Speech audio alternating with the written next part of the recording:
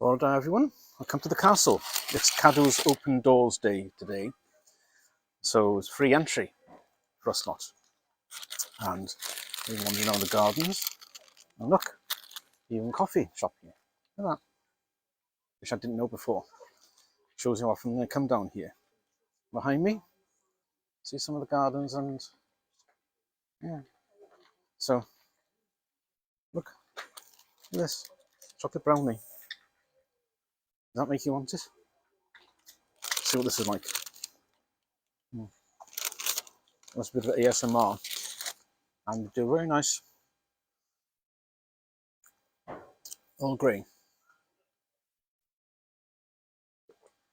Well, that's very good as well. Thinking about it. Water, sparkling mineral water, an aluminium bottle, reusable. I like the idea of that. That's going to come in pretty handy. So you come in, you get given a nice map of the place, the gardens. Look, he says, trying to get the thing in focus. Welcome to Powis Castle and Gardens. I haven't been here since probably 12 months actually, since the last time they opened free of charge. And the castle opens at 12, so I'll have a wander inside then. I haven't been there for a while either. And the kitchen, downstairs kitchen's opened for a World War II thing. They actually opened the cellars as well. They turned a lot of the cellars into a Second World War themed event, which I thought was actually pretty good. So they turned over some of the billiard room, some of the rooms in that wing as well. So they do put a lot of thought in, and they have a lot of artifacts here, which obviously does bring an awful lot of people here from far afield, because this is one of their jewels in certainly in their Welsh crown. And I'm just rather glad that, obviously, as somebody who lives in town here, we are proud of it. We're also rather proud it does bring people in from far afield. Hopefully they do go into town as well, because it is, I walked up here from the town centre, and I just live on the other side. So it's a nice walk through the Georgian town centre. There's a lot of architecture here in Welshpool. It's mostly Georgian, some early Victorian as well. But then again, Montgomery nearby, that's also Georgian town centre as well, and some Jacobean architecture. But this is one of the things that people don't realise in this part of the world. You have these hidden gems of good architecture and largely untouched town centres as well. And they are well maintained, they're well looked after. And people notice that. There's also quite a lot of, thankfully, a lot of independent shops here rather than chains, thankfully. We managed to escape an awful lot of that, but the town centre does need a lot of investment. I've seen a lot of shops closing over the past, well, because they do you know what. But yes, it's this is rather nice. A little chocolate brownie. Oh, that's nice. That's very, very nice. Go on, go on, go on, go on. The chocolate brownie. Mm-hmm. That's very nice, actually. With no added ingredients, I don't think.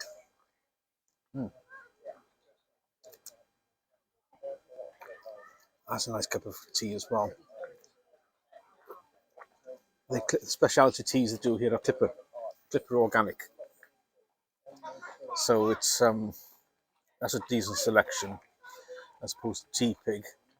I mean, they're probably more expensive. I mean, Clipper, you can get them in town here. There's a Harvest, a health food shop at the top end of town where I get my toothpaste, fluoride-free toothpaste from. So they stock a lot of Clipper as well. So the sun's come out. Isn't that nice? It's actually the gardens here do look wonderful in September now. Just when things are starting to turn. Then in the autumn, it's even more spectacular. It's glorious here, I have to say. Yeah, we're lucky. I'll put you on pause and I'll take you for a walk around the gardens in a minute. Well, I did have you on pause, but decided not to. So this is a new video now, and the sun's got in. It's a pity, really, because the sun's shining, everything just looks a bit flat. The sun brings out, see the these leaves here. Just cross over just to give a look where it's up there somewhere. But just take a look through this arch. These leaves here are just starting to turn now, aren't they? The apples, forget which variety these are, probably plaque somewhere. These aren't far off, are they? I mean, look at that. And really, it's a paradise, isn't it? This is what you would imagine. It could be a bowling green, forget this, why that was deliberately flat for this parcel of land here. But still, that's Long Mountain beyond. Thankfully, there are quite a few people here having a nice place to have picnics. So, yeah, what?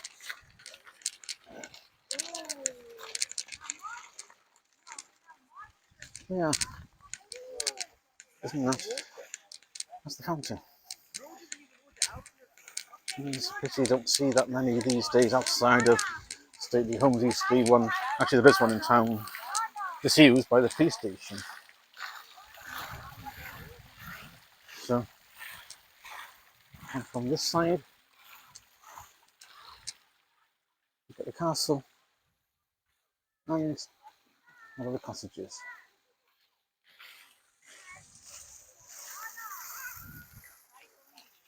Yeah, it's hiding, isn't it now? Sadly for us. Nothing much you can do about that. Got the sun and the clouds. It's flags of half mast on the castle for obvious reasons. I don't need to go into. These are the lower gardens. There's a lawn up there behind that fence, the hedge. And looking at the sundial, well, you can't really tell the time now, can you? And these direct sunlight cause a shadow. But last time I looked, it was a couple of minutes fast. You know, set to GMT, obviously, it's not set to BST or anything, but it's still was the best way, or only method really, reliably, of telling. You could work out when the sun was at the highest in the sky, and that's how they knew it was 12 a day, local time certainly. And from that, you could divide the number of hours down further. So it's just a cathedral rooms, the rose garden. I thought there was one here relating to royalty, but I can't remember on the top of my head. But it's certainly for roses. I mean, we've just come to the end of the season for that, aren't we? I must try to remember to look at the phone while I'm taking you around here. And that's trying to think. 17th century, isn't it? The roof's been done on that side. Oh, the sun's coming up now. It's black and white. Look up here. There's the details here outside. Like, obviously those are the offices as well. But some of that is accommodation. And this.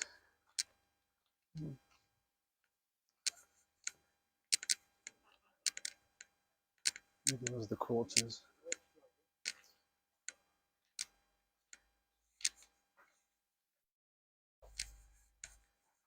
Who lives in a place like that? Well, there's a TV area up there. I wonder if there's anybody in. Is anybody actually living there? Should I not be looking in? It looks like it's. That's arts and crafts, isn't it? That is very much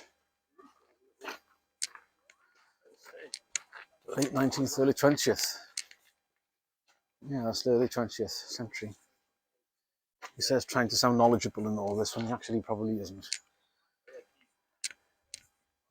Well, I think these are all different varieties of apple. And see just how the colour starting to turn on the trees now. And the sun is still stubbornly behind the clouds. The castle is now open at 12. These are the gardens, or this part of the gardens at least. And this is the upper lawn. They hold quite a few events on here over the years. And you can see the terraces after the castle. It's a pity this cloud is so stubborn today. 6 minutes. I keep to a 7.5 minute limit on this, otherwise it'll split into 2 files that I can't join. Such are the joys of software, without having to go through down video editing. So